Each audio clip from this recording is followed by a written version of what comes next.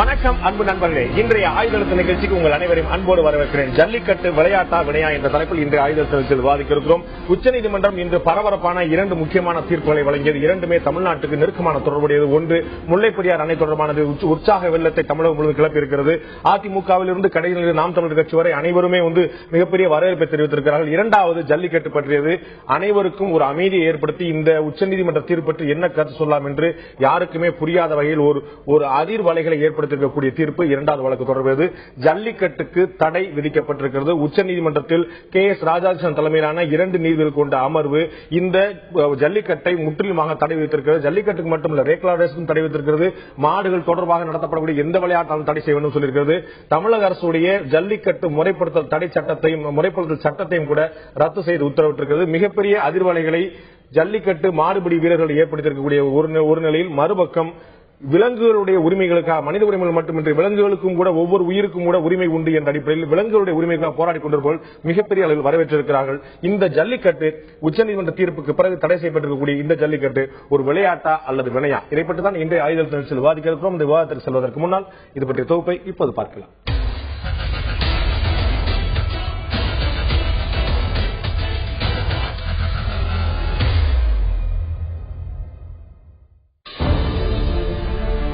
தமிழர்களின் வீர விளையாட்டான ஜல்லிக்கட்டிற்கு தடை விதித்து தென் தமிழகத்தை அதிர்ச்சியில் உறைய வைத்திருக்கிறது உச்சநீதிமன்றம்.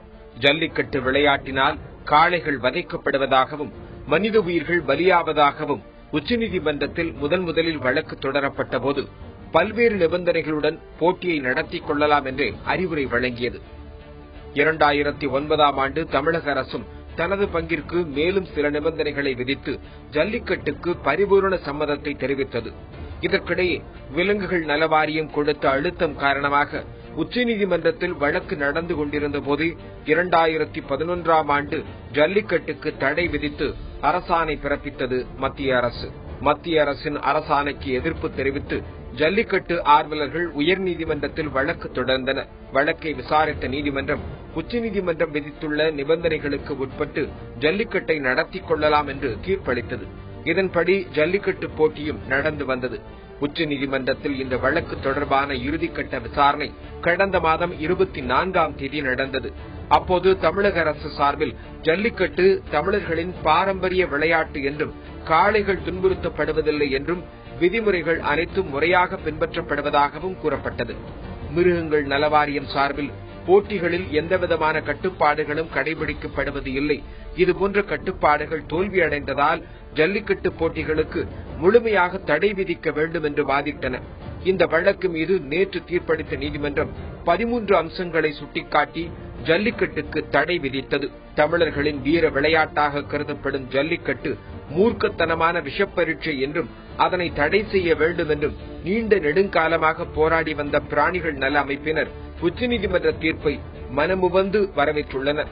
ஆனால் இது தமிழர்களின் கலாச்சார அடையாளம் என்றும் காளைக்கும் உழவனுக்குமான பந்தத்தை பறைசாற்றும் உணர்வு பூர்வமான திருவிழா என்றும் ஜல்லிக்கட்டை தடை செய்ததன் மூலம் உச்சநீதிமன்றம் தமிழர்களின் உணர்வுகளை காயப்படுத்திவிட்டது என்றும் கொதிப்பு காட்டியுள்ளனர். ஜல்லிக்கட்டு விளையாட்டா வினையா? உச்சநீதிமன்றம் இன்று அளித்திருக்கக்கூடிய 2 முக்கியமான தீர்ப்புகள். இரண்டாவது, ஜல்லிக்கட்டு பற்றியது மிகப்பெரிய அதிர்வலைகளை நாடு முழுவதும் ஏற்படுத்தியிருக்கு. குறிப்பாக தமிழகத்தில், இன்னும் குறிப்பாக தென் தமிழகத்தில், திருச்சியை தாண்டி அங்கு திருநெல்வேலி வரை இருக்கக்கூடிய தென் தமிழகத்தில் மிகப்பெரிய அதிர்வலைகளை ஏற்படுத்தியிருக்கிறது. நாடு முழுவதும் இருக்கக்கூடிய பெட்டா போன்ற விலங்கு நல ஆர்வலர்கள் மத்தியில் மிகப்பெரிய வரவேற்பை கொடுத்திருக்கிறது. இரண்டு பிரிவாக ஒட்டுமொத்தமாக இந்த பகுதியை பிரித்திருக்கிறது இந்த தீர்ப்பு. இதை பற்றி தான் ஜல்லிக்கட்டு விளையாட்டா அல்லது வினையா என்ற தலைப்பில் தான் இன்றைய ஆயுதழுத்த நிகழ்ச்சி விவாதிக்க இருக்கிறோம். இந்த நிகழ்ச்சி நம்முடைய திரு டாக்டர் ராமானுஜன், வரலாற்று ஆய்வாளர், தமிழ் ஆர்வலர் டாக்டர் ராமானுஜன் நம்மோடு இருக்கிறார். அதே போல விலங்கு நல ஆர்வலர் திரு முரளி அவர்கள் நம்மோடு இணைந்திருக்கிறார். மதுரை அரங்கத்திலிருந்து ஜல்லிக்கட்டு சங்க மாநில தலைவர் திரு ராஜசேகர் அவர்கள் நம்மோடு இணைந்திருக்கிறார். உங்கள் 3 பேரும் இந்த நிகழ்ச்சிக்கு வரவேற்கிற நண்பர்களே, நான் முதல்ல மிகப்பெரிய வருத்தத்தை காலையிலிருந்து பதிவு செய்து கொண்டிருக்கக்கூடிய திரு ராஜசேகரை கேட்க விரும்புகிறேன். ஒரு அடிப்படையான ஒரு சுருக்கமான கேள்வி, உங்கள்ட்ட பதிலும் சுருக்கமாக எதிர்பார்க்கிறேன். இவ்வளவு சிரமப்பட்டு துன்புறுத்தி உச்சநீதிமன்றம் வரை தடை செய்திருக்கக்கூடிய இத்தகைய ஒரு விளையாட்டு வீர விளையாட்டு என்ற பெயரில் தேவையா? இது ஒரு வினை இல்லையா? இது ஒரு இன்னுமே விளையாட்டு நீங்க நினைச்சிட்டு இருக்கிறீங்களா?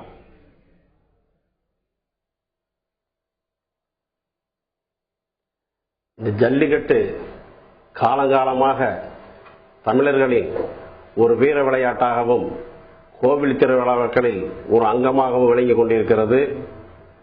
இந்த காளை மாடுகளை வைத்து நாங்கள் வளர்த்து அந்த ஜல்லிக்கட்டு போட்டிகளில் கலந்து கொள்ளுவது மூலம் எங்கள் ஊரில் நடைபெறும் திருவிழாக்களில் ஒரு அங்கமாகத்தான் ஜல்லிக்கட்டு நடந்து கொண்டிருக்கிறது.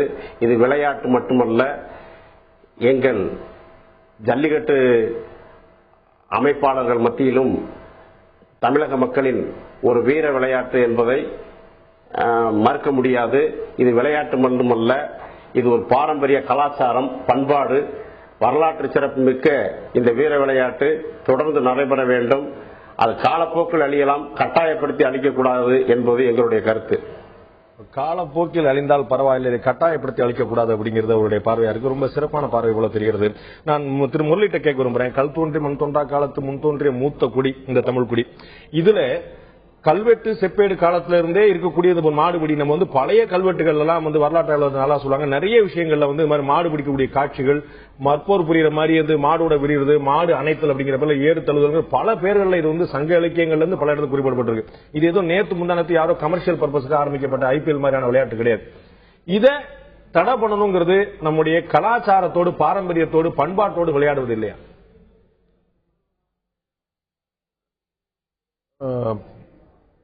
இத வந்து எங்க பாயிண்ட்ல இருந்து நீங்க பாத்தீங்கன்னா, நாங்க வந்து மிருகவதையை பத்தி தான் பேசுறோமே தவிர கலாச்சாரம் பண்பாடு அவரே ஒத்துக்கிட்டாரு. காலப்போக்கில் அதே அழிந்தால் பரவாயில்லை, அழியணும் சொல்லல, அழிந்து விட்டா பரவாயில்ல, அழிக்கிறீங்க. நான் அழிக்கணும்ங்கிறதுக்காக எங்களுக்கு வந்து எங்க கொள்கை வந்து பாரம்பரியத்தையோ கலாச்சாரத்தையோ இழிவுபடுத்தணும் அப்படின்னு ஒரு கொள்கை கிடையாது. ஒரு மிருகத்துக்கு உண்டாகிற அபாயம், அதனால் அது படுகிற வேதனை, இதைத்தான் தடை செய்ய வேண்டும் என்று நாங்கள் போராடி கொண்டிருந்தோம். அதாவது காலப்போக்கில் நாகரிகம் வளர வளர சில பண்பாடுகள், சில நடைமுறைகள் மாறிக்கொண்டே வரும். அதே போல் ஃபார் எக்ஸாம்பிள் நம்ம வந்து சதி என்று அந்த காலத்தில் உடன்கட்டை ஏறுதல், இரண்டாவது சைல்டு மேரேஜ், பால்ய விவாகம் மற்றும் சைல்டு லேபர், இந்த மாதிரி இதெல்லாம் வந்து நம்ம வந்து தப்பு என்று உணர்ந்து அதை நம்ம ஒதுக்கி வைத்துக் கொண்டு வருகிறோம். இதுதான் நாகரிகத்தின் வளர்ச்சி. அதே போல் ஒரு மிருகத்தை ஒரு பழைய வீர விளையாட்டாக கருதி நம்ம பண்ணிக்கொண்டிருந்த துன்புறுத்தலை இன்று நாகரிகம் வளர வளர நாம் ஒதுக்கி வைப்பதே நல்லது. அதை வந்து நம்மளே பண்ணாத காரணத்தால் நம்ம கோர்ட்டுக்கோ உச்ச நீதிமன்றத்துக்கோ போயிட்டு வாதாடி அதுகளை விடுவித்து உள்ளோம். இது மிருக ஆர்வலர்கள் தொடுத்த வழக்கு. இது அவர்களுக்கு கிடைத்த வெற்றி அல்ல, இது மிருகங்களுக்கு கிடைத்த வெற்றி. மிருகங்களுக்கு கிடைத்த வெற்றி அப்படின்னு சொல்லி சொல்றீங்க. மிருகங்கள் மீதான உங்களுடைய கவலை புரிந்து கொள்ளக்கூடியது, மனிதர்கள் மீதும் நீங்க கொஞ்சம் கவலைப்படலாம் அப்படின்னு நான் நினைக்கிறேன். இதுல உச்சநீதிமன்றம் இது போன்ற வழக்குகளை கையாண்ட போது பல்வேறு விதிமுறைகளை வகுத்தது. அதன் பிறகு தமிழக அரசு ஜல்லிக்கட்டு ஒழுங்குமுறை சட்டத்தை கொண்டு வரும்போது மேலும் பல நிபந்தனைகளை விதித்தது. அத்தனை நிபந்தனைகளுக்கு உட்பட்டு தான் கடந்த 4-5 ஆண்டுகளா இந்த விளையாட்டு நடந்துகிட்டு இருக்கு. அப்ப உங்களுக்கு விளையாட்டை முறைப்படுத்துறது வேணும்னா நீங்க சொல்றது நியாயமான விஷயம். விளையாட்டே கூடாதுன்னு சொல்றது எப்படி? நீங்க சொல்றது வந்து முறைப்படுத்துங்க, துன்புறுத்தக்கூடாது, மிளகா போடக்கூடாது, எல்லாம் ரொம்ப நியாயமான விஷயம். எல்லாருமே ஒத்துக்கூடாங்க. அவர் வரைக்கும் ஒத்துக்கூடாது, ராமானுஜர் வரைக்கும் ஒத்துக்கூடாது, அது யாருக்கு மாற்று கருத்து இருக்காது. என்னுடைய கேள்வி, விளையாட்டே கூடாது அப்படிங்கும் போது அது என்ன மாதிரியான விளைவை ஏற்படுத்தும்? வரைமுறைகள் வகுக்கப்பட்டன, சட்டங்கள் நாட்டப்பட்டன, பட் அத்துமீறல்களும் உள்ளன. அதாவது இதெல்லாம் வந்து இந்த ரூல்ஸ் எல்லாம் நீங்க ஃபாலோ பண்ணீங்கன்னா நீங்க நடத்தலாம்னு சொன்னீங்க, பட் அங்க அத்துமீறல்கள் நடந்தன. இதை வந்து ரெக்கார்ட் பண்ணி உச்சநீதிமன்றத்தில் காண்பித்ததால் தான் இந்த தடை வந்துள்ளது. அத்துமீறல்களை வந்து கண்ட்ரோல் பண்ண முடியல. இதை பத்தி நான் திரு ராஜசேகரத்தை கொண்டு போய் விரும்புறேன். அதுக்கு முன்னாடி டாக்டர் ராமானுஜன் ஒரு விஷயம் கேட்க விரும்புறேன். ஏற்கனவே சொன்ன மாதிரி திரு முரளி சொல்றாரு, பாரம்பரியமா கலாச்சாரத்தோடு நிறைய விஷயம் நடந்துகிட்டே இருந்தது. உடன்கட்டை ஏறுதல் நாடு முழுக்க இருந்துச்சு. தமிழகத்துல உடன் பள்ளி கொள்ளுதல் இருந்துச்சு. புதைக்கக்கூடிய இடத்துல மனைவி சேர்த்து புதைக்க இருந்துச்சு. பால்ய விவாகம் இருந்தது. உடன்கட்டை ஏறுதல், உடன் பள்ளி கொள்ளுதல், இதெல்லாம் காலப்போக்கில் மாறி அதெல்லாம் வந்து ஒரு பத்தினிக்கான அடையாளமாக பார்க்கப்பட்டு கௌரவமா பார்க்கப்பட்ட விஷயங்கள். அதெல்லாம் இன்று மாறி அதெல்லாம் வந்து கொடூரம் அப்படின்னு இன்னைக்கு வேற பாரு நம்ம பாக்குறோம். அது மாதிரி இந்த மாடு பிடிக்கிற விஷயத்தை, இந்த ஜல்லிக்கட்டை மீள் பார்வை பார்க்க வேண்டிய காலத்தின் கட்டாயம் ஏற்பட்டு விட்டதா?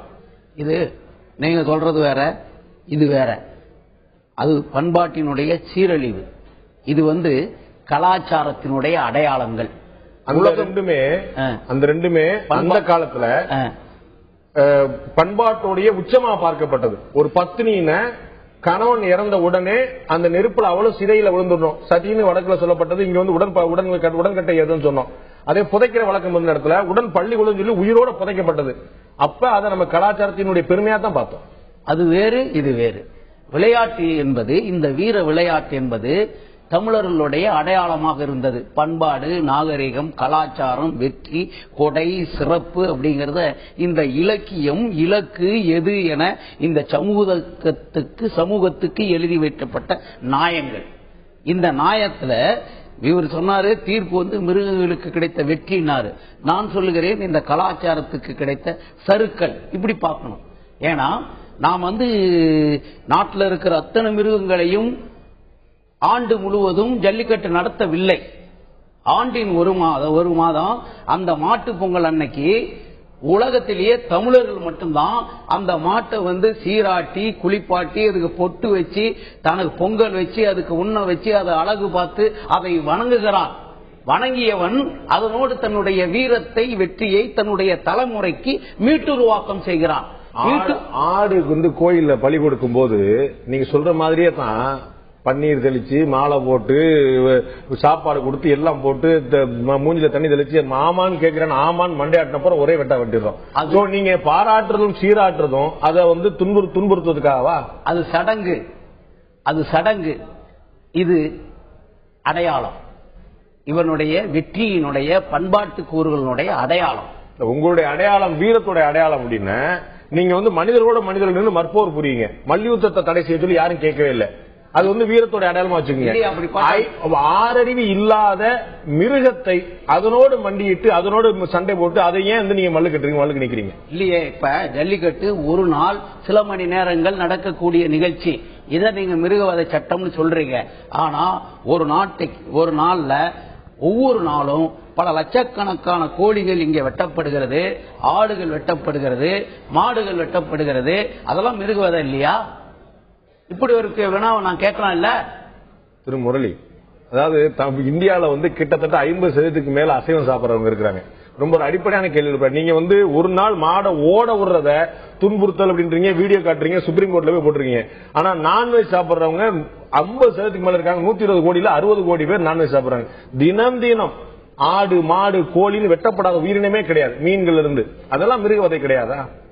கண்டிப்பா அதுவும் மிருகவதை தான். பட் அதுவும் வந்து மாறாத ஒரு விஷயம். அதாவது காலப்போக்கில் வந்து சிலவங்க நிறைய பேர் இப்ப வந்து வெஜிடேரியன்ஸ் ஆயிருக்காங்க, நிறைய பேர் வந்து இன்னொரு ஸ்டெப் ஆகி வீகன் ஆயிருக்காங்க. உங்களுடைய ஆர்வம் விலங்குகள் மீது, ஆமா, உங்களுடைய அக்கறை விலங்குகள் மீது, ஆமா. விலங்குகள் துன்புறுத்தப்படக்கூடாது, ஆமா. ஆனா விலங்குகள் கொல்லப்படலாம் இல்ல. அதுக்கு ஒரு வரைமுறைக்கு ஏற்பட்ட ஒரு இதுக்கு, அதாவது ஃபார் எக்ஸாம்பிள் ஸ்லாட்டர் ஹவுஸ்னு வச்சிருக்காங்க. அதாவது மாடுகளை வந்து கசாப்பு போடணும்னா அதுக்கு சில விதிமுறைகள் இருக்கு. அதையெல்லாம் வந்து அவங்க ஃபுல்ஃபில் பண்ணிட்டாங்க, அவங்க பண்ணிட்டு இருக்காங்க.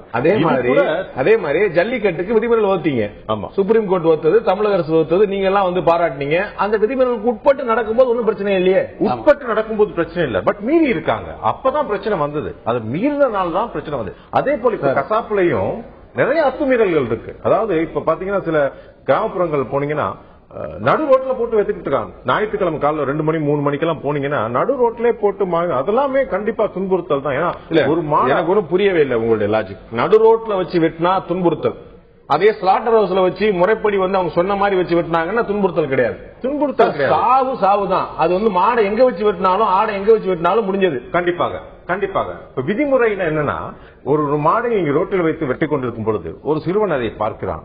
அதன் கழுத்தில் இருந்து ரத்தம் உதிரிக்கொண்டிருக்கிறது. அதை பார்க்கிற ஒரு பையனுக்கு நாளைக்கு ஒரு மனித ரத்தத்துக்கும் மிருக ரத்தத்துக்கும் வித்தியாசம் தெரியாமல் போய். இல்ல, நீங்க இப்ப பேசுறது விலங்கு நல ஆர்வம் பத்தி இல்ல, சமூக ஆர்வம் பத்தி.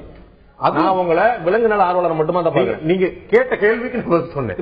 விலங்குகள் கேட்டீங்கன்னா கண்டிப்பாக கொல்லக்கூடாது. நீங்க சொல்ற மாதிரியே வச்சுக்கிட்டோம்னா ஒரு நடு ரோட்ல ஒரு ஆட்டையோ மாட்டையோ கோழியை வெட்டுறத பார்க்கக்கூடிய ஒரு சிறுவனுடைய மனத்துல மிகப்பெரிய தாக்கம் ஏற்படலாம். ஆமா. ஆனா தமிழ்நாட்டுல இந்த ஜல்லிக்கட்டை பார்க்கக்கூடிய ஒவ்வொரு சிறுவனுடைய மனத்துல வீரம் விளைகிறதா, பயம் விளைகிறதா? பயம் விளைகிறது. இந்த தை மாசம் 13 வயது சிறுவன் மட்டும் உயிர் பலியானா. அவங்க அப்பா அம்மாட்ட போய் யாராவது கேள்வி கேட்டோமா, உங்களுக்கு இன்னைக்கு சந்தோஷமா இருக்கான்னு யார்ட்ட கேள்வி கேட்டோமா? கேட்கல. கேட்டு பார்ப்போம். முடிந்தால் நம்ம லைவா போயிட்டு கேட்டு பார்ப்போம். ஒரு 13 வயசு சிறுவர். சோ விளையாட்டு வீரம் என்கிறது விதிமுறைகள் எல்லாம் சொல்லிட்டோம். மனிதனுக்கே அங்க வந்து ஆபத்து உண்டாகி கொண்டிருக்கிறது. கண்டிப்பாக அதை நிறுத்த வேண்டும். விலங்குகளுக்கு மட்டுமல்ல. சாலையில வந்து போகும்போது ஒரு விபத்து நடக்குது. ஆமா, சாலையில போக்குவரத்தை தடை செஞ்சிட வேண்டியதான். அப்படி சொல்ல முடியாது. விதிமுறைகளை மீறினால தான் விபத்து நடக்குது. விதிமுறைகளை மீறுகிறார், ஓவர் ஸ்பீட் பண்றாங்க. அந்த பையன், நீங்க சொன்ன பையன் அந்த கம்பு தட்டிகளுக்கு உள்ள போயிருக்கலாம், அது மாதிரி நடந்திருக்கலாம், அவங்க கூட்ட நெரிசல தள்ளிட்டு போயிருக்கலாம். அப்ப அது விபத்தா நீங்க பாக்கணுமா? இல்லாட்டி வந்து மாடுபிடி வீரர்கள் வந்து சரியான ஏற்பாடு பண்ணாம வீம்புக்குனே அந்த பையன் மேல ஏத்தி வந்து மாடு கொள்ளுங்க பண்ணாங்களா? ட்ரங்க் அண்ட் டிரைவ் நம்ம பாக்குறோம். குடிச்சு போட்டு வண்டி ஓட்டி 100 பேரை கொள்றான். அது நீங்க போக்குவரத்தை நிறுத்த போறீங்களா? அவங்களுடைய லைசன்ஸ் கூட ரத்து பண்றதுக்கு நம்ம 3 சட்டம் வச்சிருக்கோம். குடி போதையில வந்து ஓட்டினா லைசன்ஸ் கூட உடனே ரத்து பண்றோம். 200 அபராதம், 600 அபராதம். உயிர் பலி ஏற்பட்டா, மனித உயிர். நீங்க விலங்கு உயிர் வந்து இப்ப குறைஞ்ச 2009க்கு பிறகு குறைஞ்சிட்டே வந்துருச்சு. விலங்குடைய பலியும் மனிதரோட பலியும் நீங்களே பாத்துருக்கீங்க. அதுக்கு முன்னாடி நீங்க வந்து 2009 முன்னாடி புள்ளி வர சொன்னீங்கன்னா 100 கணக்கில் சொல்லுவீங்க. 200 பேர் செத்துருக்காங்க, 300. இப்ப 2009க்கு பிறகு ஒரு ஆண்டுக்கு சராசரியா ஒன்று கூட இல்ல. ஒன்னு கூட நடக்கக்கூடாதுங்கிறத என்னுடைய விருப்பம் கூட. ஆனா சராசரியில 1-2க்கு மேல இல்ல. அப்ப எவ்வளவு பெரிய கட்டுப்பாடு, எவ்வளவு பெரிய செம்மையா நடக்குதுன்னு நீங்க பார்க்க வேண்டாமா? இல்ல, போன தை மாசத்துல அட்லீஸ்ட் ஒரு 6-7 பேர் இறந்திருக்காங்க. 2012 திண்டுக்கல்ல ஒருத்தர் இறந்திருக்காரு, 2009 சிவகங்கையில ஒருத்தர் இருந்திருக்காரு, 2014 ஒருத்தர் இறந்திருக்காங்க, 100 பேர் காயமடைஞ்சிருக்காங்க. இல்ல, 6 பேர்கிட்ட இறந்திருக்காங்க. புள்ளி விவரமே இருக்கு. நம்ம டிவில கூட நம்ம ரிப்போர்ட் 2014 சுப்ரீம் கோர்ட்ல நீங்க தாக்கல் பண்ண உங்களுடைய மனுல 3 பேர் குறிப்பிட்டிருக்கீங்க ஒட்டு மொத்தமா. ஆமா, ஹியூமன் டெத் வந்து 2013, அது 2014ல 3 பேர் குறிப்பிட்டிருக்காங்க. அதுவுமே பத்திரிகை செய்தியின் அடிப்படையில் சொல்லியிருக்காங்களே தவிர எந்த ஆதாரப்பூர்வமான புள்ளி விவரம்ல நீங்கள் தாக்கல் செய்த அபிடவிட்ல அவங்களிடம் புள்ளிவிவரம் கண்டிப்பா இருந்திருக்காது. ஏன்னா தமிழ்நாட்டில் இருக்கிறவர்கள் எங்களுக்கு வந்து கண்டிப்பா இந்த புள்ளிவிவரம் இருக்கு, வேணும்னா நான் நாளைக்கு கூட உங்களுக்கு தாக்கல் செய்யலாம். கண்டிப்பா ஒரு 6-7 பேர் இருந்திருக்காங்க தமிழ்நாட்டில். இந்த கேஸ நடத்திருக்கக்கூடிய மணிலால் உங்களுக்கு ரொம்ப நல்லா தெரிஞ்சிருக்கும். கண்டிப்பா அவர் சொல்லக்கூடிய தகவல், அவர் நம்முடைய செய்தியாளர்கிட்ட சொன்னது, நம்ம ஒரு முறைக்கு 4 முறை கன்ஃபார்ம் பண்ணது, these are all based on only newspaper reportings. ஆமா, we don't have any findings and ஒன்றான நியூஸ்பேப்பர் ரிப்போர்ட்டிங் அவர் விட்டு போயிருக்கலாம். பட் ஒரு 6-7 பேர் இருந்தது கண்டிப்பான ஒரு உண்மை. அதை வந்து நான் வந்து ஏதோ இதுக்காக சொல்லணும்னு நினைக்க கூடாது. But that's a fact. But அது வந்து கீப்பிங் இட் aside, எங்களை பொறுத்த வரைக்கும் இது மிருகம் ஒரு குருவாலிட்டி. அதாவது மனிதோடு தோள் கொடுத்து காலை விவசாயத்தில் நம்ம வந்து நாகரீகம் முன்னேற நம்மளோட பாடுபட்டது. தாய்ப்பால் இல்லாத குழந்தைக்கு பசுமாடு பால் கொடுத்து ஒரு தாயாக நம்மளோட இருந்தது. இன்று கிடைத்த வெற்றி இந்த மாடு என்கிற உயிரினத்துக்கு கிடைத்த ஜல்லிக்கட்டு பசுமாடை பயன்படுத்தாம நாங்க வந்து ஜல்லிக்கட்டு பயன்படுத்துறோம். ஒரு முக்கியமான கேள்வி இருந்திருக்கு, அசைவம் சாப்பிடுறது அப்படிங்கிறது வந்து இதுல உயிர் வதையில சேராதா? அதெல்லாம் அந்த கணக்குல சேர்க்க முடியாம ஒரு கேள்வி இருந்திருக்கு. இன்னும் முக்கியமான விஷயம், இது போன்ற ஜல்லிக்கட்டு விளையாட்டுகள் வெறுமனே தமிழ் கலாச்சாரத்தை பண்பாடோடு ஒட்டிய விஷயங்கள் மட்டுமல்ல, இது ரிலீஜியஸான மத ரீதியான விஷயமாகவும் கூட பார்க்கப்படுகிறது. அவர்களுடைய மத உணர்வுகள் புண்படுத்தப்படுகிறதா? உச்சநீதிமன்றம் இன்று தடை செய்திருக்கக்கூடிய ஜல்லிக்கட்டு ஒரு வீர விளையாட்டா அல்லது வினையா என்ற தலைப்பில் இன்றைய ஆயுதல் நிகழ்ச்சியில் விவாதித்துக் கொண்டிருக்கிறோம். நான் மதுரை அரங்கத்தில் இருக்கக்கூடிய திரு ராஜ்சேகர் கேட்க விரும்புகிறேன். நம்ம ஏற்கனவே சொன்னது போல இந்த துன்புறுத்தல் வந்து நடக்கல, ஒரு ஒழுங்கான முறைப்படி நடத்தப்பட்டிருக்கு சொல்லி நீங்க சொல்லிட்டு இருந்தாலும் கூட 2014 தை மாசத்துல பொங்கலுக்கு பிறகு நடத்தப்பட்ட ஜல்லிக்கட்டுல மட்டுமே நம்ம மதுரையை சுற்றி இருக்கக்கூடிய பகுதியில் 43 முதல் தகவல் அறிக்கை எஃப்ஐஆர் பதிவு செய்யப்பட்டிருக்கு. விதி மீறி வரம்பு மீறி மாடுகள் துன்புறுத்தப்பட்டதுக்கு ஆதாரப்பூர்வமா அங்கிருந்து பொடிகள் மிளகாப்பொடி பறிமுதல் செய்யப்பட்டிருக்கு. அங்கிருந்து சரக்கு சாராய பாட்டில் பறிமுதல் செய்யப்பட்டிருக்கு. கண் முன்னாடி கிடைச்ச ஆதாரங்கள் அடிப்படையில் 43 வழக்குகள் பதிவு செய்யப்பட்டிருக்கு. இப்ப எவ்வளவு விதிகளை போட்டாலும் நீங்க வந்து அந்த சுவாரஸ்யத்துக்காக நீங்க வந்து இந்த மாடுகளை துன்புறுத்துவீங்க அப்படிங்கிறது உச்சநீதிமன்றத்துக்கு முன்னாடி சமர்ப்பிக்கப்பட்டிருக்கு. அப்ப துன்புறுத்தல் தொடர்ந்து கொண்டே இருக்கும் போது இதை எவ்வளவுதான் ஒழுங்குபடுத்துவாங்க, தடை செய்யறதான் ஒரே வழிங்கிறது என்ன தப்பு? அதுல இப்ப முரளி சார் சொன்னது வந்து நான் மறுக்கிறேன். ஏன்னா அங்கீகரிக்கப்பட்ட இடத்துல மட்டும்தான் ஜல்லிக்கட்டு நடக்குது. அனுமதிக்கப்பட்ட இடத்துல மட்டும்தான் அந்த ஜல்லிக்கட்டு நடந்த இடத்துல அரசு துறை அதிகாரிகள் ஒரு சப் கலெக்டர் ரேஞ்சில் இருக்க அதிகாரி மேற்பார்வையில் நடத்தப்படுது. விலங்கு நல ஆர்வலர்களுடைய மேற்பார்வையில் முன்னிலையிலே நடைபெறுது. அத்தனை அதிகாரிகளும் இருக்கிற இடத்துல கால்நடை மருத்துவர்கள் சோதனை செய்த பின்னாடிதான் மாடு போட்டியில கலந்து கொள்ளுது. அந்த மாடு போட்டியில கலந்துட்டு போகும்போது அந்த மாடு நல்ல நிலையில சென்றதாக சர்டிபிகேட்டுகளை வழங்கி மொத்தமும் நீதிமன்றத்துக்கு அனுப்பப்பட்டிருக்கு, விலங்கு நல வாரியத்துக்கு அனுப்பப்பட்டிருக்கு. எந்த ஜல்லிக்கட்டுலையும் விதிமீறல் நடக்கிறதுக்கு வாய்ப்பே இல்லை. ஏன்னா இவங்களும் அங்க இருந்திருக்காங்க. 2014 மட்டும் எப்படி பதிவு செய்யப்படுது? எந்த விதிமுறையும் இல்லன்னு 43 எஃப்ஐஆர் எப்படி பதிவு பண்ணப்படுது? நம்ம எல்லாம் நமக்கே டாக்டர் சர்டிபிகேட் எப்படி வாங்கணும்னு தெரியாதா? இல்ல நீங்க டாக்டர் சர்டிபிகேட் நான் சொல்லல. அதாவது எஃப்ஐஆர் போட்டது வந்து ஒரு வாழை பிடிக்கிறான் அது அப்படின்னு சொல்லி அவங்க மேல நடவடிக்கை எடுத்திருக்காங்க. அதாவது நீங்க குற்ற நடவடிக்கைகள் வந்து வாழை கடிக்கிறது என்ன சார் வேலை இருக்கு? இவங்க வந்து நீதிமன்றத்தில் காமிச்ச புகைப்படமே வந்து 25 ஆண்டுகளுக்கு முன்னால எடுக்கப்பட்ட புகைப்படத்தை சித்தரிச்சு கொண்டாந்து ஒரு போலியான படத்தை போட்டு ஏமாத்திட்டாங்க. அதாவது எதுக்காக சொல்றேன்னா, இப்ப வந்து நடக்கிற ஜல்லிக்கட்டுல வீரர்கள் யூனிஃபார்ம் இல்லாம எங்க மாடு பிடிக்கிறதே கிடையாது. இவங்க மாடு பிடிக்க இவங்க காமிச்ச படத்துல அதாவது நீங்க வந்து சுப்ரீம் கோர்ட்ல காட்டுற படத்துல பழைய ஒரு ஆள் வந்து முன்னாடி இருந்த படத்தை வந்து காட்டிருக்கீங்க. இப்ப லாஸ்ட் 4 இயர்ஸா சீருடை இல்லாம யாரும் களத்துல அனுமதிக்கப்படுறதே கிடையாது. அப்ப இந்த வயலேஷன் நடந்துச்சுன்னா அந்த ஆள் சீருடை அணிஞ்சிருக்கணும், இல்லாட்டி உள்ள போகவே முடியாதவர். அது வந்து அவ்வளவு காவல்துறை இருக்கு, காவல்துறையினரே உள்ள இருக்கிறாங்க. அப்ப பழைய படத்தை காட்டி இன்னமும் பிரச்சனையை பூதாகாரமாக்கி உச்ச நீதிமன்றத்தை திசை திருப்புறீங்கன்னு அவர் குற்றம் சாட்டுறார். சார், இப்ப நீங்க சொன்னபடி 41 எஃப்ஐஆர்கள் ஃபைல் செய்யப்பட்டுள்ள சாருக்கு தெரிஞ்சிருக்கும். ஒரு போலீஸ் ஸ்டேஷன்ல போயிட்டு ஒரு எஃப்ஐஆர் ஃபைல் பண்ணோம்னா எவ்வளவு நேரம் நடக்கும், எவ்வளவு ஈஸியா பண்ணுவாங்கன்னு சொல்ல முடியுமா? இல்ல உங்களை மாதிரி ஆட்கள் தொடர்ந்து வலியுறுத்திட்டே இருக்கும்போது எதுக்கு தொல்லன்னு ஒரு எஃப்ஐஆர் போட்டுவாங்க? நான் வந்து மிருகத்துக்காக பாடுபடுறோம். ஃபார் எக்ஸாம்பிள், இந்த கேரளா கசாப்புக்கு போற மாடுகளை தடுத்து நிறுத்துவோம். சில எஃப்ஐஆர்களுக்கு 16 மணி நேரத்துல இருந்து 24 மணி நேரம் வரைக்கும் ஸ்டேஷன்ல உட்காந்துருக்கும். அதாவது பாயிண்ட் டு பாயிண்ட் வெரிஃபை பண்ணாம எஃப்ஐஆர் போட மாட்டாங்க. வாழை கடிச்சான்னு வந்து போய் சொன்னா மாட்டு வாழத்தானே கடிச்சான் அப்படின்னு சொல்லிட்டு தான் சொல்லுவாங்களே தவிர அதை போய் இன்வெஸ்டிகேட் பண்ண மாட்டாங்க. சோ 41 எஃப்ஐஆர்ஸ் ஒரு போலீஸ் டிபார்ட்மெண்ட் போட்டிருக்குன்னா அவங்க வந்து விரோதிகளா பார்க்க கூடாது. நம்ம அவங்க வந்து சட்டத்தை நிலைநாட்டுறவங்களா கரெக்டான வேலை பண்ணிருக்காங்க. இல்லன்னா நம்ம அவங்க என்ன சொல்றாங்கன்னா, நீங்க வந்து காவல்துறையினருக்கு நீங்க நெருக்கடி கொடுக்குறீங்க, இல்லன்னா நீங்க தேசிய அளவுல உங்க விலங்குநல ஆர்வலர்கள் அங்கங்க ஆர்ப்பாட்டம் பண்ணுவீங்க, அங்கங்க ஒரு பிஎல் கேஸ் போடுவீங்க அப்படின்னு அவங்க பயப்படுறாங்க. அதனால காவல்துறை செஞ்சுட்டாங்க. ரெண்டாவது, உச்ச நீதிமன்றத்தை நீங்க பழைய படங்களை காட்டி திசை திருப்புறீங்க. சமீப கடந்த 4 ஆண்டுகளா 5 நடக்கக்கூடிய இந்த மாதிரி போட்டியில எங்கேயுமே வந்து சீருடை இல்லாம அனுமதிக்கப்படுற இடம். ஒவ்வொரு ஊர்லயும் ஒரு சீருடை இருக்கு. நீங்க காட்டின படங்கள்ல சீருடையே இல்ல அப்படிங்கிற ஒரு குற்றச்சாட்டு. இந்த கேஸ் வந்து இன்னைக்கு நேற்று இல்ல, பல ஆண்டுகளாக நடந்து கொண்டிருக்கிறது. ஒவ்வொரு தடவையும் தாக்கல் செய்யப்படுது பழைய விஷயங்கள்ல பழைய சீருடை இல்லாமல் தாக்கல் செய்யப்பட்டிருக்கலாம். பட் இன்றைக்கு நீங்க தாக்கல் செய்வது கண்டிப்பா சீருடையோட தான். இப்ப இந்த தை மாசம் நம்ம சின்ன ஒரு சிறுவன் இறந்தது கண்டிப்பா அந்த டேட்டாவை தான் கொடுத்திருப்பாங்களே தவிர போலியான இதை வந்து அதுவும் ஒரு உச்ச நீதிமன்றத்தில் போயிட்டு நம்ம போலியான ஆவணங்கள் தாக்கல் செய்தா அது அவதூறு அந்த வக்கீலுக்கு தான். இல்ல நீங்க வந்து மாஃபிங் பண்ணி எதுவும் பண்ணல, வந்து பழச கொடுக்குறீங்க, நடந்திருக்கலாம் உண்மைதான் இல்லன்னு சொல்லது, பழச கொடுத்து நீங்க வந்து திசை திருப்புறீங்க அப்படிங்கிறது ஒரு குற்றச்சாட்டு. இப்ப வந்து ஸ்ட்ரீம்லைன் பண்ணப்பட்ட பிறகு இது ஒழுங்குமுறையில் கொண்டு வரப்பட்ட பிறகு தமிழக அரசுக்கு தனியார் சட்டமே கொண்டு வந்த பிறகு இந்த மாதிரி பிரச்சனைகள் கிடையாது அப்படிங்கிறது அவருடைய பார்வை. ஒரு இவ்வளவு பெரிய மாஸ் ஈவெண்ட் நடக்கும் போது ஒட்டுமொத்தமா ஒரு இயர்ல 3 மாசம் தொடர்ந்து ஜனவரியில இருந்து மார்ச் வரைக்கும் நடக்கக்கூடிய ஒரு ஈவெண்ட்ல வந்து 43 எஃப்ஐஆர் ஒரு ஒப்பீட்டளவில் பார்க்கும்போது ஒரு குறைவான எஃப்ஐஆர் தானே. இது அவ்வளவு பெரிய எண்ணிக்கையா?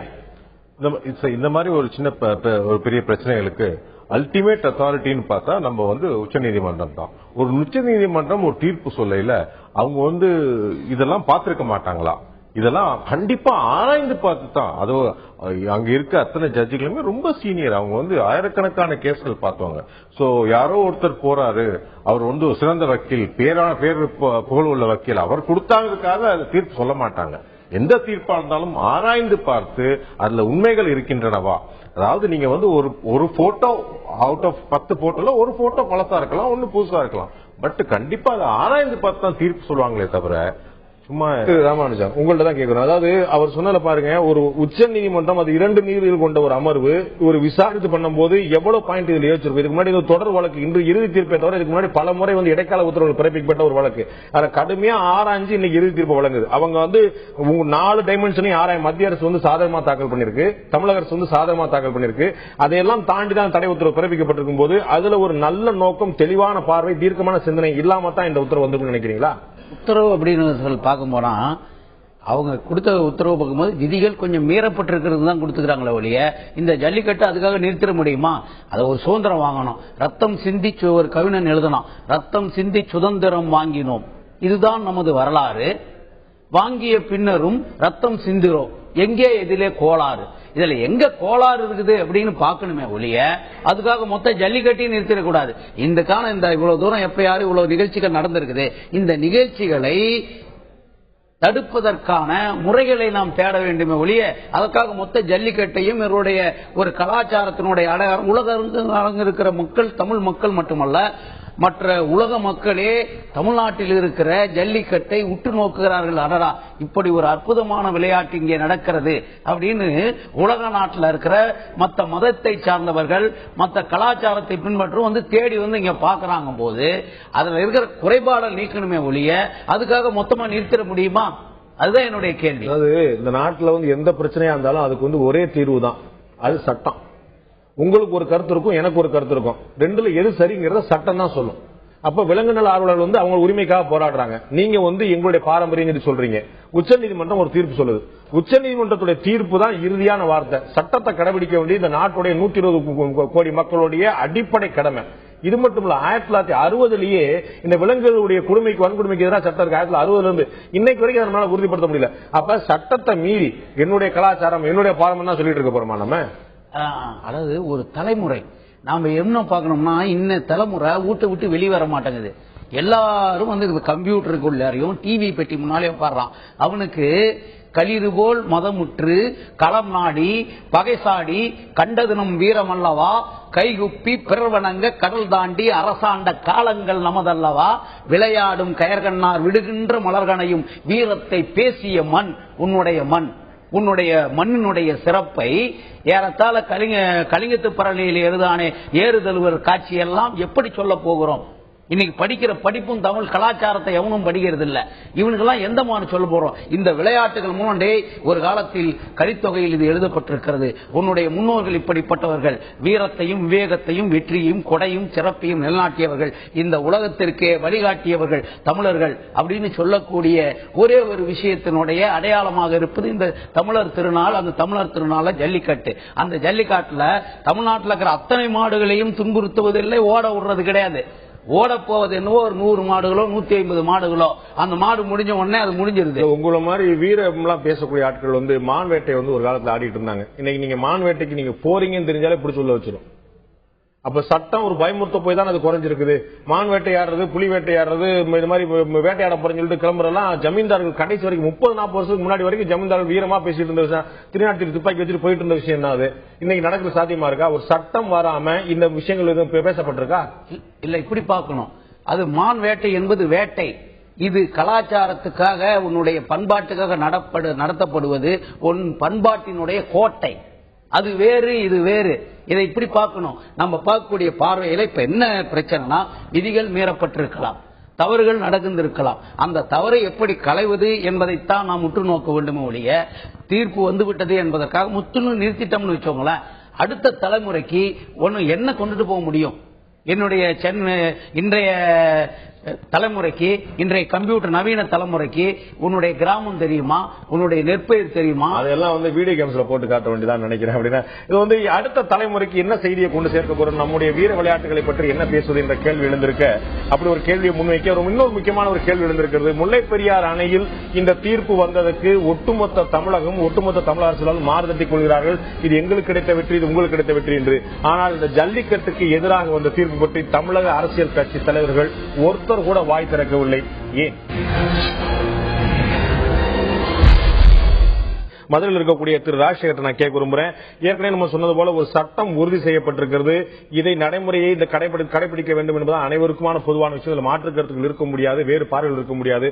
உச்சநீதிமன்றம் இவ்வளவு தெளிவாக சொல்லி இருக்கக்கூடிய நிலையில் அந்த சட்டத்தை கடைபிடிப்பதை தவிர உங்களுக்கு வேறு என்ன வழி இருப்பதாக நினைக்கிறீர்கள்? நீங்கள் இதுக்கு அடுத்ததாக என்ன செய்ய போதா திட்டம்?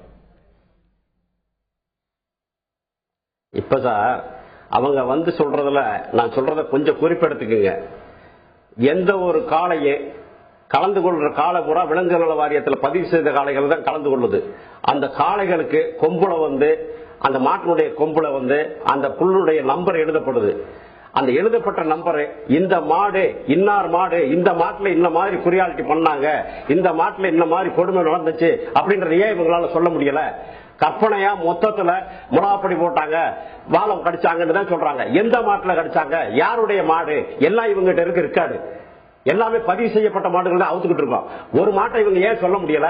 மொத்தத்துல சும்மா சொல்லிக்கிட்டு இவங்க எங்களை கற்பனையாவே சொல்லி இதை எப்படியாவது தடை செய்யணும்னு சொல்லி பொய்யான வாதத்தை தொடங்கி, அந்த மாதிரி மாட்டோட என்ன உரிமையாளர் யாரு, யாரை கடிச்சது, யாரு என்ன பண்ணாங்க பார்த்தா 43 பேர் போடப்பட்டிருக்கு. 43 பேர் வந்து ஆள் பேர் தெரியாம ஊர் பேர் தெரியாம தான் போட்டிருக்காங்களா என்ன? கிடையாது. அது மாட்டை அவன் வந்து துன்புறுத்தினதாக கிடையாது. அவனுடைய ஓனர் தான் மாட்டை கொண்டு வர்றான். அந்த மாட்டினுடைய ஓனர் நேம் அந்த மாட்டுல இருக்கு. அப்படி எந்த மாட்டுக்காரனாவது அவனுடைய மாடை முலாப்படி போட்டானோ சாராயம் போட்டினான்றத நீங்க எஃப்ஐஆர் போட்டிருக்கா சொல்லுங்க பாப்போம். போட்டிருக்கு. 43 எஃப்ஐஆர்ல அது வந்து விலங்க துன்புறுத்தினது, மருந்து ஒண்ணு கொடுத்தது, ஒரு கூரை கத்தி மாதிரியான பொருட்களால் குத்துனதுன்னு பல வகையான பிரிவுகள் வழக்கு போடப்பட்டிருக்கு. மாட்டின் உரிமையாளர் அதை செய்யறதுக்கு ஜல்லிக்கட்டு அமைப்பாளரோ மாட்டின் உரிமையாளரோ அதை செய்யறது கிடையாது. நீங்க சொல்றதெல்லாம் அதாவது வாடிவாசலுக்கு வெளியில ஒரு மாடு மூக்கு கயிறுல ரத்தம் வந்துச்சுன்றதுக்காக நான் போலீஸ்ல சுட்டி காமிச்சிருக்கீங்க. அதை கூட்டி போய் எஃப்ஐஆர் போட்டிருக்காங்க. இந்த மாதிரி நடந்திருக்கு. ஒரு போலீஸ்கார் வந்து அந்த மாடு போகட்டும்னு சொல்லி குச்சியால தட்டினதுக்கு அந்த போலீஸ்கார் நடவடிக்கையா இல்லையா நீங்க போலீஸை மிரட்டி இருக்கீங்க. இப்படி நீங்க இப்படித்தான் எஃப்ஐஆர் போட வச்சிருக்கீங்களே ஒழிய குற்ற வழக்கு அந்த ஜல்லிக்கட்டு போட்டியில இருந்தவங்க மேல குற்ற வழக்கு பதிவு பண்ணல. இதை நாங்க ஆணித்தரமா சொல்லுவோம். 2006 இருந்து 13 வரைக்கும் 2013 வரைக்கும் கிட்டத்தட்ட ஒரு 52 பேர் இறந்திருக்காங்க. உச்சநீதிமன்றம் கடுமையான விதிமுறைகளை வகுத்த பிறகுதானே இந்த எண்ணிக்கை குறைஞ்சிருக்கு. அப்ப உச்சநீதிமன்றம் தடை வைக்கிற சரிதான போகுது. இந்த மாதிரி தடை இல்லாம இருந்துச்சுன்னா, இந்த மாதிரி வரைமுறை இல்லாம பலி எண்ணிக்கை இன்னும் கூட்டிட்டு தானே போயிருக்கும். அதுக்கப்புறம் இன்னைக்கு பலி எண்ணை குறைஞ்சிருக்குன்னா அந்த கிரெடிட் உச்சநீதிமன்றம் தானே போய் சேரணும். அதை நாங்க ஒத்துக்கிறோம். முறைப்படுத்தினது வரவேற்கிறோம். அதை நாங்க வரவேற்கிறோம். அதை கடைபிடிக்கிறோம். 2008 இருந்து கடந்த 7 ஆண்டுகளாக நீதிமன்றத்தின் உத்தரவையே தமிழக அரசுடைய சட்டத்தையே 100% கடைபிடிச்சுட்டு ஜல்லிக்கட்டு நடைபெறுது.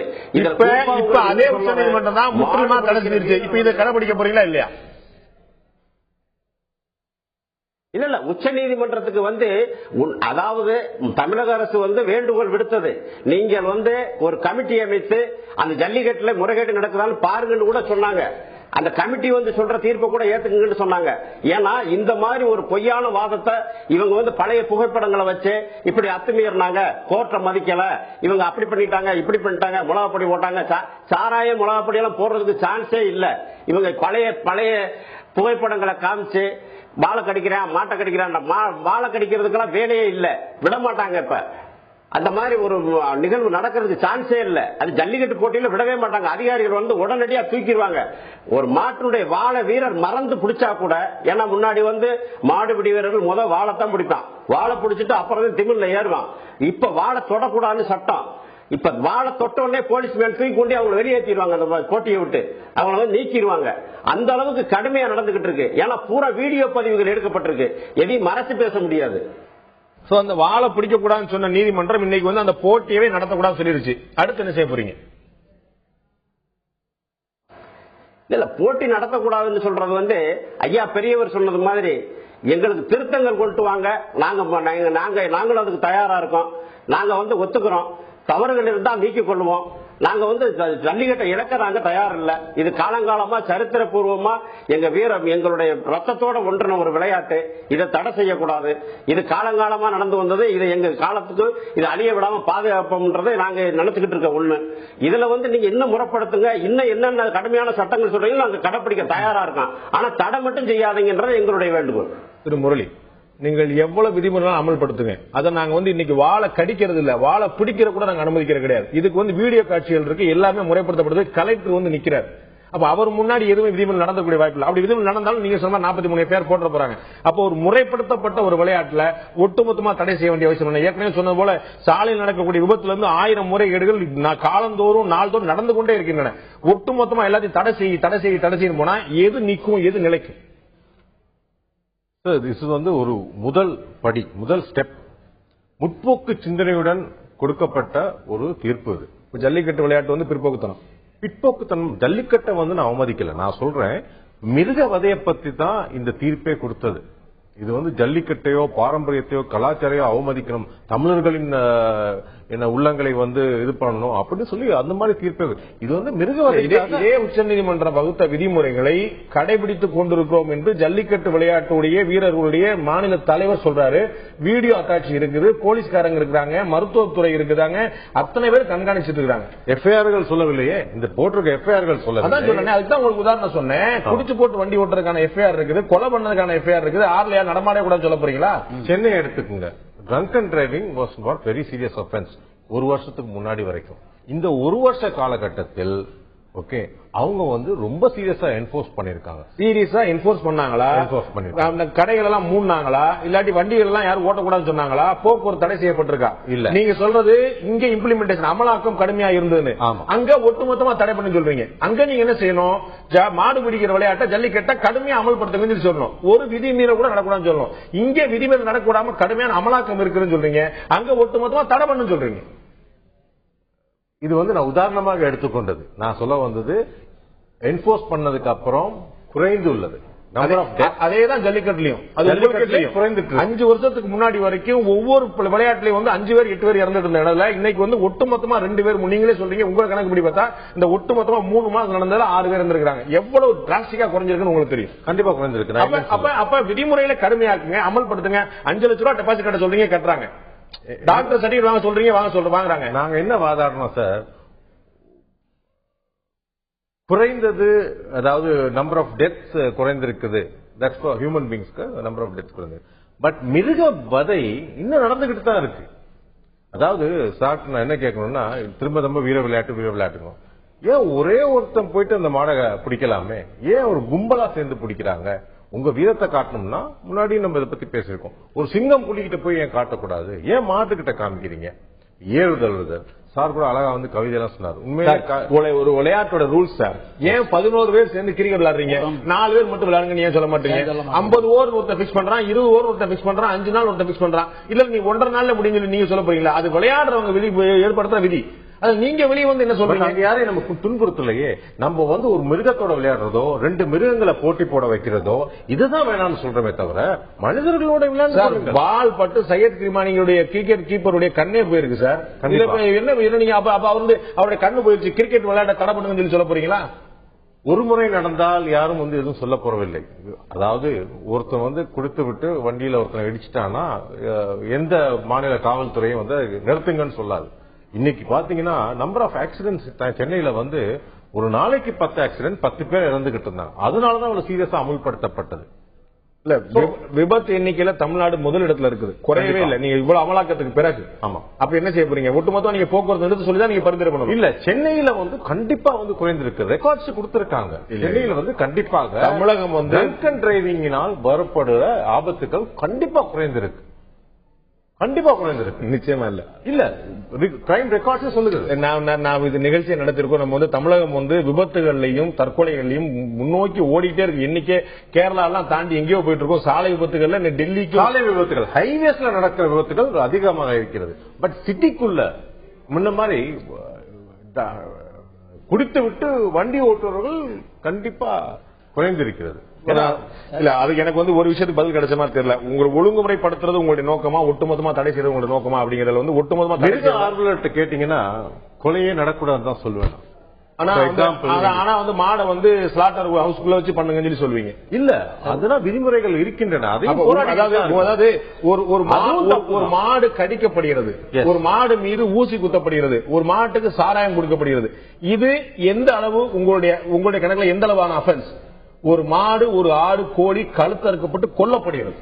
இது எந்த வகையில் உங்களுடைய கணக்குல சீரியஸ் கிரைம், சீரியஸ் அஃபென்ஸ் எது? எல்லாமே கிரைம். சின்ன துன்புறுத்தலோ கொலைக்கும் தண்டனையில் வித்தியாசம் உண்டு. அது சட்டத்தின் பார்வையில் எங்கப்பா நான் மிருக ஆர்வலருக்கு நீங்க வந்து எறும்ப கொண்டா கூட அதுவும் ஒரு குற்றம் தான், ஒரு யானையை கொன்றா கூட அது குற்றம் தான். சைவத்துக்கு எதிராக விலங்குகளை கொல்லக்கூடாது நீங்க கிளம்புனீங்கன்னா உங்களுக்கு எதிராக அந்த நாடே கிளம்பிடும். அதனால பயந்துகிட்டு தென் தமிழகத்துல 4 மாவட்டத்தில் இருக்கக்கூடிய ஆட்களை அடிச்சோம்னா யாரும் கேட்க மாட்டாங்கன்னு சொல்லிட்டு நீங்க பண்றீங்க. இல்ல சார், இது ஒரு ஆரம்பம். முற்போக்கு சிந்தனையில் கொடுக்கப்பட்ட தீர்ப்பு ஏற்கனவே சொல்லிட்டேன். அடுத்த கட்டமாக நாங்க வந்து இதோட நிக்கப்படுறது. இது வந்து வெற்றி வந்து மிருகங்களுக்கு கிடைச்சுன்னு ஏன் சொன்னா, மிருக ஆர்வலர்களுக்கு இன்னும் வெற்றி கிடைக்கல. எங்களுக்கு எப்ப வெற்றி கிடைக்குன்னா, கோயில்களில் மிருகங்களை பலி கொடுப்பதை நிறுத்த வேண்டும். இது அடுத்த கட்ட போராட்டம். இது ஆரம்பம், இது அடுத்த கட்ட போராட்டம். கண்டிப்பாக போராடும். எங்களுக்கு வெற்றி வந்து என்னைக்கு மிருகங்களை கொள்வது நீங்க கோயில்ல போய் தடை செய்யணும் சொல்லி கேக்குறீங்க.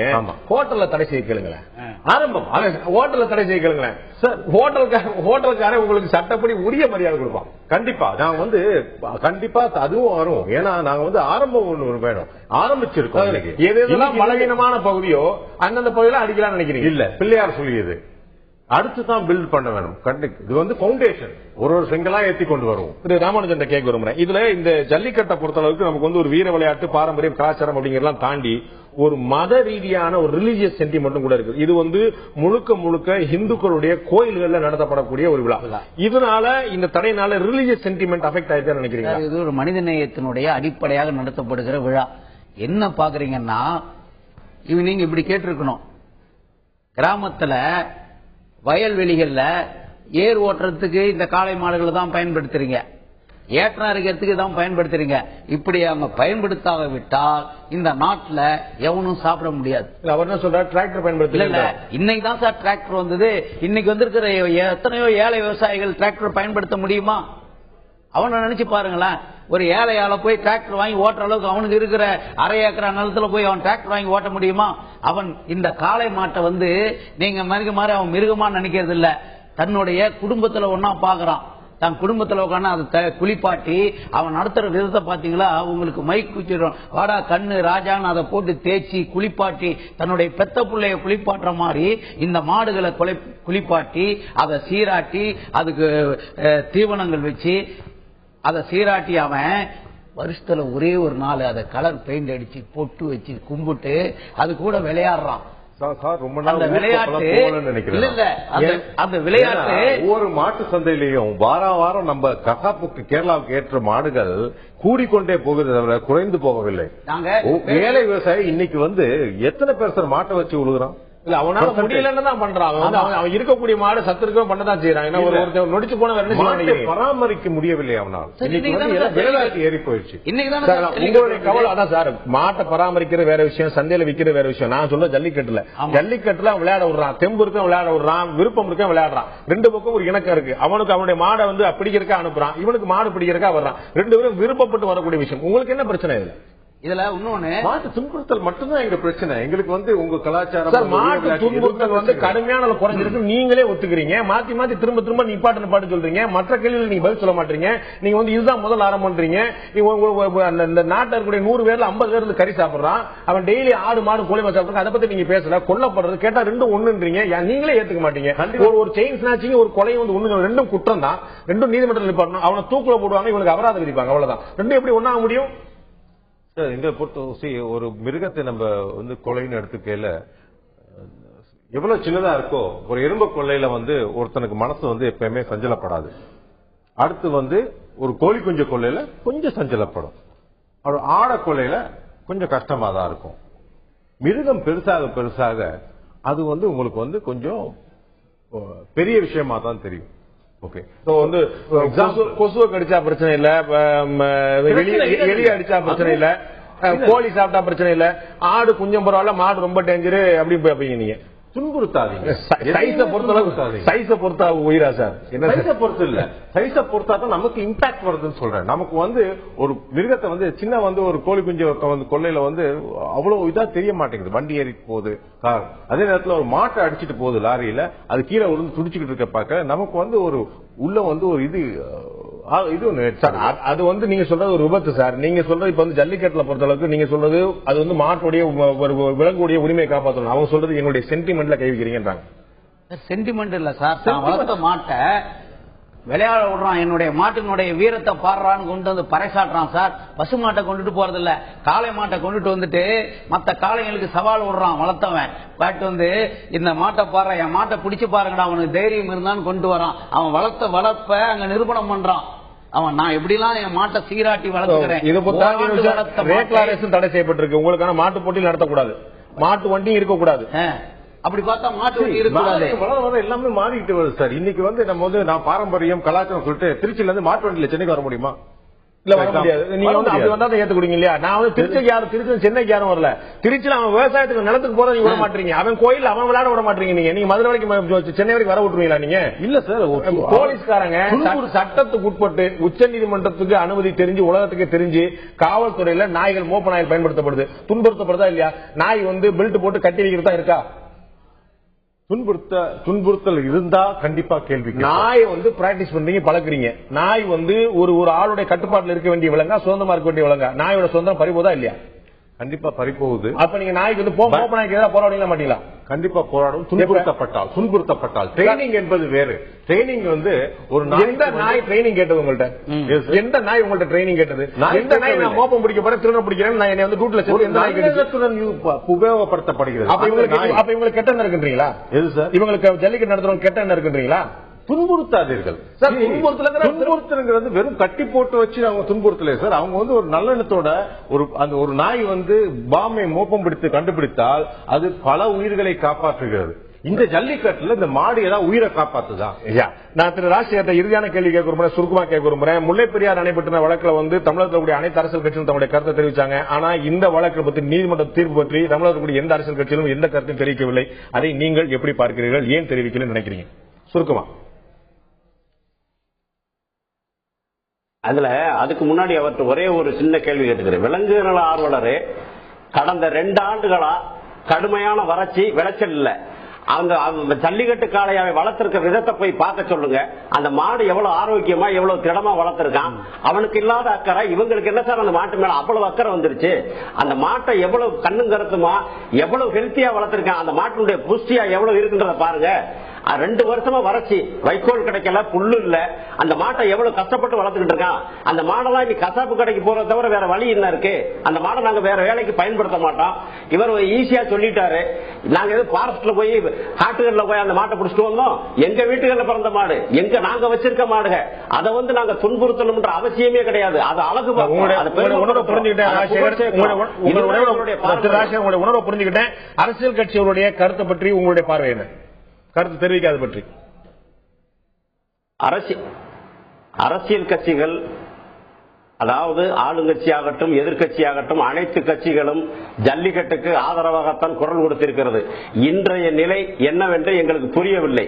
ஏனென்றால் எல்லோரும் அமைதியாக இருப்பதன் ரகசியம் என்னவென்று எனக்கு தெரியவில்லை.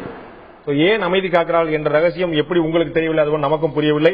மக்களுடைய கருத்து என்னவா இருக்கிறது? ஜல்லிக்கட்டுக்கு உச்சநீதிமன்றம் விதித்த தடையை மக்கள் வரவேற்கிறார்களா, ஏற்றுக்கொண்டிருக்கிறார்களா, விதிகளை கடுமையாக்க வேண்டும் என்று கேட்கிறார்கள்? குறுஞ்செய்தி மூலமாக அவர்கள் அனுப்பிய பதில் என்ன? மக்களுடைய கருத்து என்ன? இப்போது பார்க்கலாம்.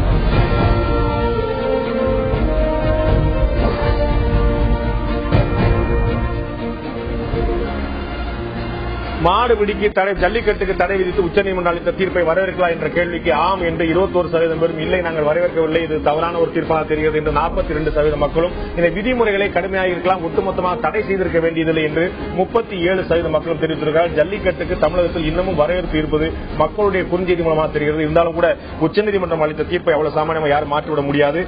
நம்மை பொறுத்தவரை சட்டம் தெளிவுபடுத்தாத விஷயங்கள் உச்சநீதிமன்றம் சொல்லக்கூடியதான் இறுதியான சட்டமாக இருக்க முடியும். காலப்போக்கில் நிறைய விஷயங்கள் மாறலாம். என்ன மாறுகிறது, என்ன ஆகிறது, உச்சநீதிமன்றத்துடைய மனப்போக்கு மாறுகிறதா அல்லது காலத்தினுடைய இந்த பாரம்பரிய விளையாட்டுடைய போக்கு மாறுகிறதா என்று பொறுத்திருந்து பார்ப்போம். இந்த நிகழ்ச்சியில் கலந்து கொண்டு கருத்து தெரிவித்த டாக்டர் ராமானுஜம் அவர்கள், திரு முரளி அவர்கள், திரு ராஜசேகர் அவர்கள் 3 பேருக்கு நன்றி. பார்த்த உங்களுக்கு நன்றி நண்பர்களை. மீண்டும் இன்னொரு நிகழ்ச்சியில் சந்திப்போம். அதுவரை நன்றி, வணக்கம்.